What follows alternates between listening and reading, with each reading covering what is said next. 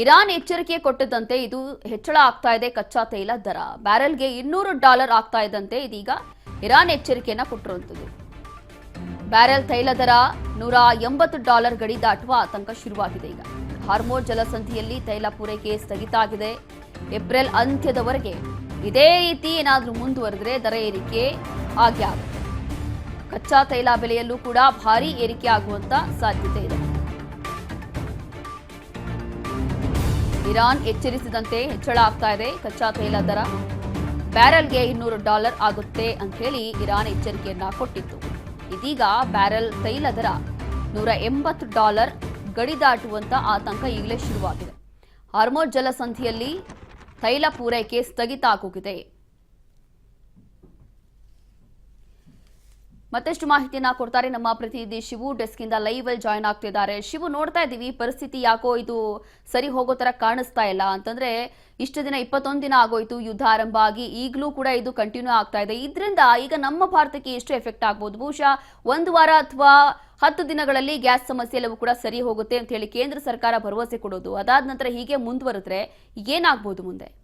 ರೋಶ್ನಿ, ಎಲ್ಲರೂ ಏನಂತ ಅನ್ಕೊಂಡಿದ್ರು ಅಂತ ಹೇಳಿದ್ರೆ ಇದು ಇರಾನು ಮತ್ತೆ ಇಸ್ರೇಲ್ ಅಮೆರಿಕ ನಡುವಿನ ಯುದ್ಧ ಅಂತೇಳಿ ಎಲ್ಲರೂ ಕೂಡ ಅಂತ ಅನ್ಕೊಂಡಿದ್ದಂಥದ್ದು. ಇವನ್ನ ಕೊಲ್ಲಿ ರಾಷ್ಟ್ರಗಳು ಕೂಡ ಇದನ್ನೇ ಭಾವಿಸ್ಕೊಂಡು ನಮಗೂ ಅದಕ್ಕೆ ಸಂಬಂಧ ಇಲ್ಲ ಅನ್ನೋ ರೀತಿಯಲ್ಲಿ ಮೊದಲಿಗೆ ಈ ರೀತಿಯಾಗಿ ವರ್ತನೆ ಮಾಡ್ತಾ ಇದ್ದಿದ್ದು.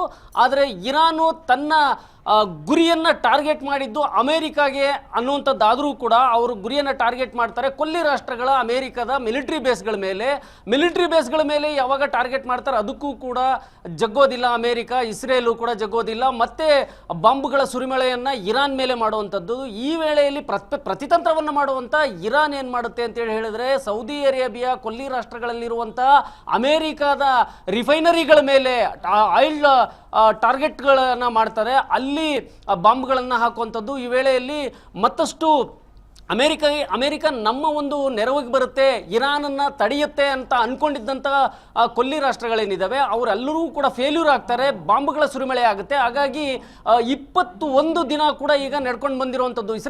ಇಸ್ರೇಲ್ ಮೊದಲಿಗೆ ಏನು ಅಂದ್ಕೊಳ್ಳುತ್ತೆ ಅಂತ ಹೇಳಿದ್ರೆ ಅಲ್ಲಿನ ಟಾಪ್ ಲೀಡರ್ಗಳನ್ನು, ಅಲ್ಲಿನ ಸರ್ವೋಚ್ಚ ನಾಯಕನನ್ನು ಒಡೆದು ಉರುಳಿಸಿಬಿಟ್ರೆ ಸಂಪೂರ್ಣವಾಗಿ ನಮ್ಮ ಕೈಗೆ ಬಂದ್ಬಿಡುತ್ತೆ ಅಂತ ಅಂದ್ಕೊಂಡಿದ್ರು. ಆದರೆ 21 ದಿನ ಆದರೂ ಕೂಡ ಇಬ್ಬರ ಕೈಗೆ ಇರಾನ್ ಹೋಗ್ತಾ ಇಲ್ಲ. ಇದರ ಪರಿಣಾಮ ಏನಾಗ್ತಾ ಇದೆ ಅಂತ ಹೇಳಿದ್ರೆ ಈಗ ನೀವು ಹೇಳಿದ ಹಾಗೆ ಕೊಲ್ಲಿ ರಾಷ್ಟ್ರಗಳಲ್ಲಿ ಬಾಂಬ್ಗಳ ಸುರಿಮಳೆ ಆಗ್ತಾ ಇದೆ ಇರಾನ್ನಿಂದ.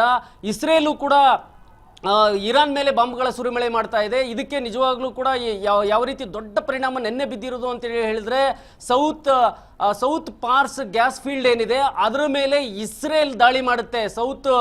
ಸೌತ್ ಪಾರ್ಸ್ ಗ್ಯಾಸ್ ಫೀಲ್ಡ್ ಇಬ್ಬರು ಕೂಡ ಕತಾರು ಮತ್ತು ಇರಾನು ಇಬ್ಬರು ಅಲ್ಲಿ ಗ್ಯಾಸನ್ನು ಉತ್ಪಾದನೆ ಮಾಡ್ತಾರೆ. ಅದು ಅತ್ಯಂತ ದೊಡ್ಡ ಗ್ಯಾಸ್ ಉತ್ಪಾದನಾ ಘಟಕ.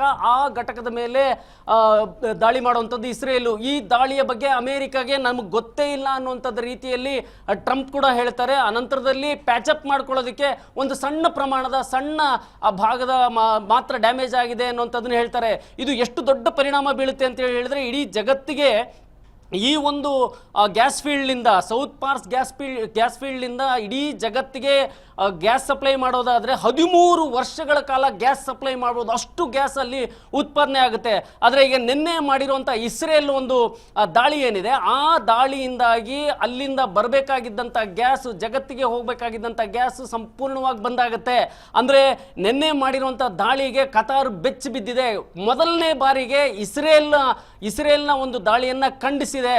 ಸೊ ಜೊತೆಗೆ ಇರಾನ್ನ ದಾಳಿಯನ್ನು ಕೂಡ ಖಂಡಿಸಿದೆ. ಅಂದರೆ ಈಗ ಕೊಲ್ಲಿ ರಾಷ್ಟ್ರಗಳ ಮೇಲೆ ಒಂದು ಕಡೆ ಇರಾನು ಕೂಡ ದಾಳಿ ಮಾಡ್ತಾ ಇದೆ, ಇನ್ನೊಂದು ಕಡೆ ಇಸ್ರೇಲು ಕೂಡ ದಾಳಿ ಮಾಡ್ತಾ ಇದೆ. ಇಸ್ರೇಲ್ ಯಾಕೆ ದಾಳಿ ಮಾಡಬೇಕು ಅಂತಂದ್ರೆ ಅವರು ಯುದ್ಧಕ್ಕೆ ಬರಲಿ, ಯುದ್ಧದಲ್ಲಿ ಅವರೂ ಭಾಗಿಯಾಗಲಿ, ಇರಾನ್ ಮೇಲೆ ಅವರೂ ಕೂಡ ಯುದ್ಧ ಮಾಡಲಿ ಅಂತ. ಆದರೆ ಈ ಕೊಲ್ಲಿ ರಾಷ್ಟ್ರಗಳು ನಮಗೂ ಇದಕ್ಕೂ ಸಂಬಂಧ ಇಲ್ಲ ಅನ್ನೋ ರೀತಿಯಲ್ಲೇ ಇದ್ದಾವೆ. ಈ ಒಂದು ತಂತ್ರಗಾರಿಕೆಯಿಂದ ಇಸ್ರೇಲು ನಿನ್ನೆ ಸೌತ್ ಪಾರ್ಸ್ ಮೇಲೆ ದಾಳಿ ಮಾಡಿರೋದು. ಇನ್ನೊಂದು ಕಡೆ ಐಫೈ ಬಂದ್ರ ಮೇಲೂ ಕೂಡ ಇರಾನ್ ದಾಳಿ ಮಾಡ್ತಾರೆ. ಅಲ್ಲಿಂದ ಭಾರತಕ್ಕೆ ಬರಬೇಕಾಗಿದ್ದಂಥ ಅಲ್ಲೇ 50% ನೆಚ್ಕೊಂಡಿದ್ದಂಥ ಬಂದರು ಅದು ಅಲ್ಲಿ ದಾಳಿಗೊಳಗಾಗಿದೆ.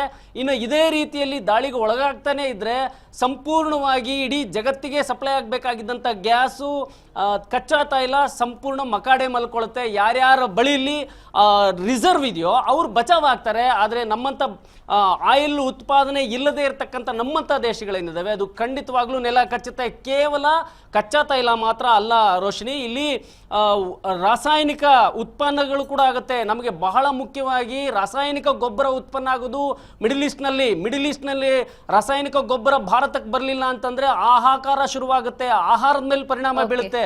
ಇದಿಷ್ಟು ನಮ್ಮ ಮೇಲೆ ಇನ್ನು ಸ್ವಲ್ಪ ದಿನಗಳಿಗೆ ಭಾರತ ಕೂಡ ನಿಜಕ್ಕೂ ಕೂಡ ದೊಡ್ಡ ಪ್ರಮಾಣದ ಸಂಕಷ್ಟಕ್ಕೆ ಸಿಲುಕೊಳ್ಳುವಂಥದ್ದು ಖಚಿತ ಅಂತೇಳಿ ತಜ್ಞರು ಹೇಳ್ತಾ ಇರುವಂಥದ್ದು ರೋಶಿನಿ.